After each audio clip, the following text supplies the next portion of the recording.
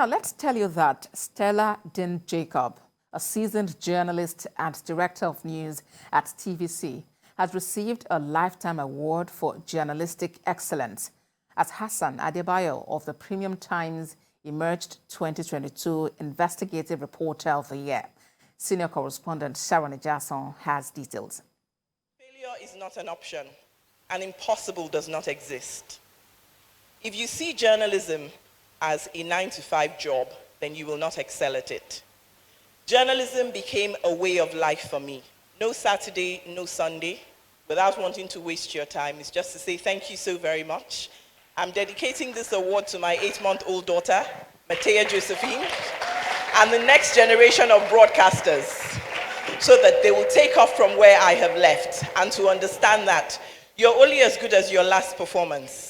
I also want to thank my darling husband, Olumuyiwa, who has stood with me through thick and thin. Days when I've not been able to cook, days when I would go to work and not come back, days when I would leave him babysitting, and at the end of the day, he understands that, like, yes, when you're married to a journalist, you become a journalist by proxy. Important to remember the veterans who paid the price to lay the foundation that the current generation is working on. And that is why we recognize investigative reporters, but we also recognize those who have excellently done the work in the past, like Stella Din-Jacob, and people who defend human rights like Abiola Akinode Afolabi.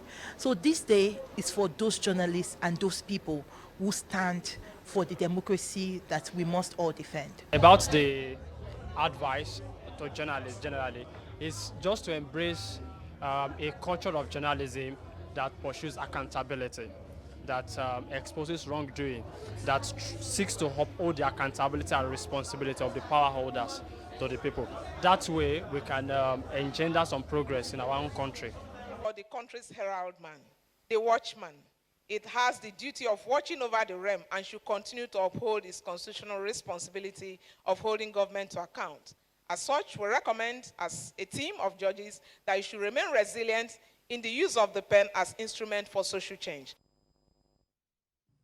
Well, joining us tonight to speak more on this is 2018 winner for the TV Reporter of the Year by the Wole Soyinka Center for Investigative Journalism, and that's Sharon Adebayo. Sharon, thank you for joining me in the studio tonight. Thank you. Well, you witnessed the ceremony. Talk to us about the significance of the award that the Director of News, Stella Din-Jacob, received today.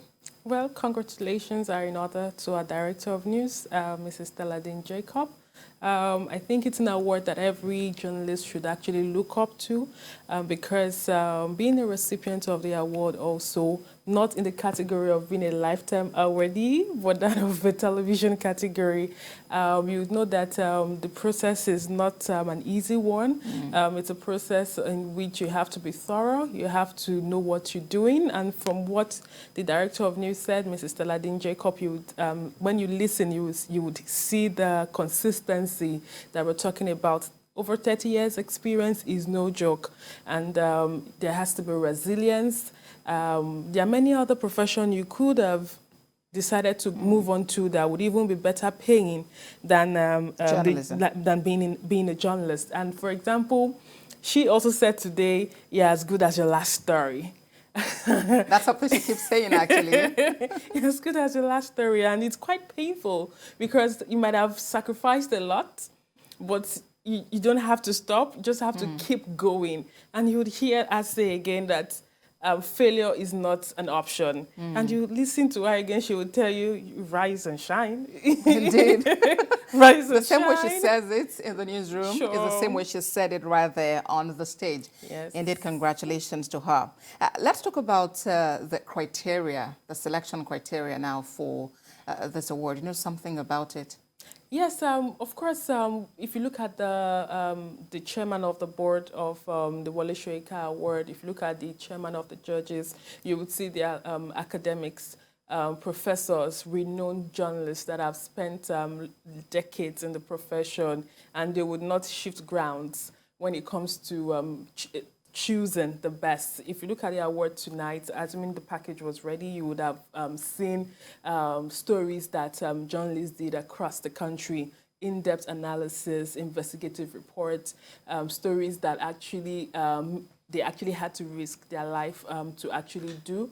So it's a lot, but if you look at the award recipient for the Honorary Lifetime Award for Excellence in Journalism, the likes of of John Momo, the CEO of Channels Television, the likes of Bimbo Loyede, the likes of Wale Smart Cole, previous awardees of this category of award. So it's a prestigious award. It's not an award that is given to you like on a platter. You need to work for it. You have to work for it, and you have to be consistent. And I think all of us should definitely be working towards becoming one of these days. Indeed, Sharon. Actually, that brings us to that point of what younger journalists can learn from this. What lessons can they pick up? Well, listening to Mrs. Stella Din-Jacob today, she agreed that there's this gap that needs to be closed up. Like anything goes on right now, everybody calls themselves a broadcast journalist.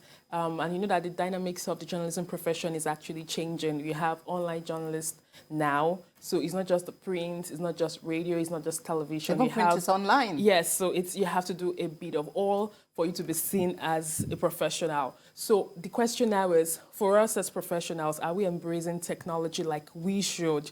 Because if you do not embrace technology like you should, it means that those that are not professionals in the name of getting content will be the one to tell your story or be the one to be seen telling the stories that professionals should do. So from what we've gathered during the conference, because it's not just the award, the conference started yesterday and there's been a lot of conversation.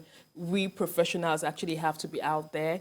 We actually have to tell our own stories, and we actually have to ensure that there is this mentor-mentee relationship to ensure that those that are coming into the system would actually be aware of what the standard practices. And kudos to the Wale Soyinka Center for Investigative Journalism, because from the look of the people that attended the event, it's a healthy mix of professionals, students, and teachers as well. And Sharon, I think it's really interesting that journalists are being recognized. It's not just about telling other people's stories. Now we're also getting our own stories told, and we're being recognized for telling the stories. Sharon, thank you for sharing insights on this. Congratulations to the TVC family on this great award to our Director of News.